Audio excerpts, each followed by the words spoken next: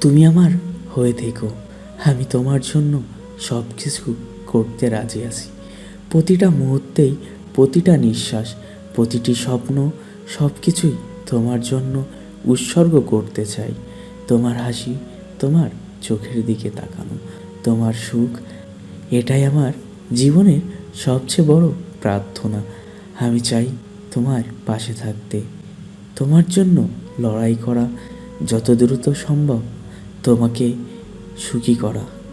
যতদিন জীবন, আমি শুধু তোমার পাশেই থাকবো, তোমার জন্য বাঁচবো, তোমার জন্যই সব হারাতে পারবো। তুমি শুধু আমার নও, আমি শুধু তোমার।